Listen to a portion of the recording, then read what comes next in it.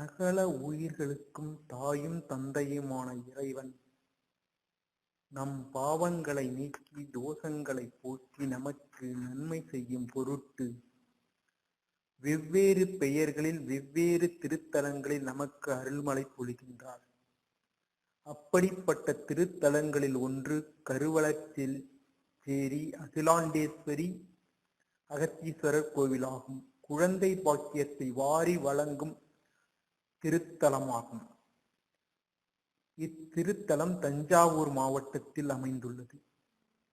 திருமணமாகி வெகு நாட்களாகியும் குழந்தை இல்லாமல் இயங்கும் பெண்கள் இத்திருக்கோயிலுக்கு வந்து அம்பிகை வழிபடுவதன் மூலம் உடல் ரீதியான தோஷங்கள் அனைத்தையும் விலக்கி குழந்தை வரத்தை அருளுகிறாள் அன்னை அகிலாண்டேஸ்வரி. இவ்வாலயத்தின் அன்னை புற்று மணலால் சுயம்புவாக உருவானதாக வரலாறு. இந்நாயகி அகிலாண்டேஸ்வரி சுயம்புவாக உருவாகியதைப் போலவே இங்கு வந்து பிரார்த்தனை செய்து கொள்ளும் பெண்களுக்கு கரு உருவாகி வளர்வதாக ஐதீகம். எனவே இவ்வாலயத்தில் முக்கிய பிரார்த்தனையாக குழந்தை வேண்டி பிரார்த்தனை செய்யப்படுகிறது. திருமணமான தம்பதிகள் தங்களுடைய வம்ச விருத்திக்காக வேண்டி பிரார்த்தனை செய்து கொள்ள வேண்டிய முக்கிய தலம். இங்கு வருபவர்கள் 7 மஞ்சள், பசுனை, எலுமிச்சம்பழம் 2, தேங்காய், வாழைப்பழம், வெற்றிலைப்பாக்கு, பூ, குங்குமம், ஊதுபத்தி ஆகியவற்றை எடுத்து வர வேண்டும்.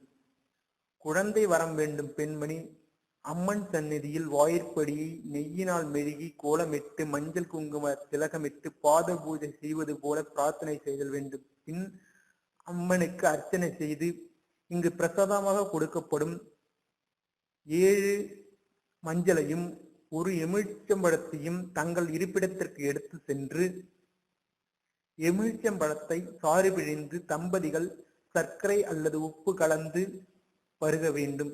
மேலும் அந்த 7 மஞ்சளை பிரார்த்தனை செய்த பெண்மணி தவிர வேறு யாரும் உபயோகிக்க கூடாது.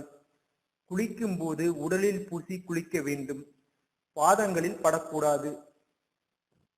அம்பாளின் அனுகிரகத்தால் அரை மஞ்சள் முதல் 3 மஞ்சளுக்குள் கருத்தரித்து விடலாம். அப்படி கருத்தரித்த பின் சீமந்தம் செய்யும் பொழுது முதல் 7 வழவிகளை அம்பாளுக்கு காணிக்கையாக எடுத்து வைத்துவிட்டு சீமந்தம் நடத்த வேண்டும்.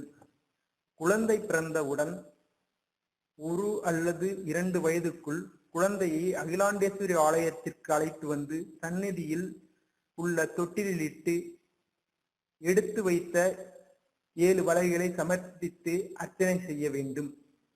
இவ்வாலயமானது கும்பகோணத்திலிருந்து 12 கிலோமீட்டர் வலங்கைமான் பாதையில் மருதாநல்லூரில் இறங்கி அங்கிருந்து சுமார் 2 கிலோமீட்டர் தொலைவில் கருவளச்சேரி ஊர் உள்ளது.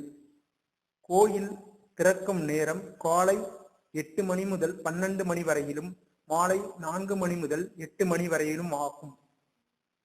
இவ்வாலயத்தை அகத்தீஸ்வரர் தனது மனைவியுடன் வழிபட்டு உள்ளார். இங்கு வருபவர்கள் இதன் அருகில் இருக்கும் திருக்கருகாவூர் ஸ்ரீ முல்லைவனநாதர் கற்பகாரச்சாம்பிகை கோவிலுக்கு செல்வது மேலும் சிறப்பான பலனை தரும். நமது அடுத்த பகுதியில் அக்கோயிலை பற்றி காண்போம். அபிராமி அந்தாதி பல இன்னல்களுக்கு பரிகாரங்களை சொல்லி உள்ளது. அப்படிப்பட்ட பாடல்களில் ஒன்று குழந்தை வரம் வேண்டுபவர்களுக்கு அபிராமி அந்தாதி பாடல் 65.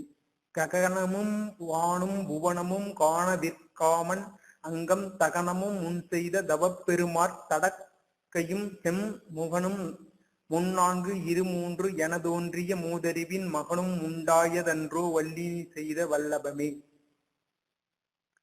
மேலும் தமிழகத்தில் உள்ள அனைத்து ஆலயங்களை பற்றியும் வரலாறு பற்றியும் அறிந்து கொள்ள எங்களது சேனலை சப்ஸ்கிரைப் செய்யும்படி கேட்டுக்கொள்கிறோம். அன்புடன் US RK.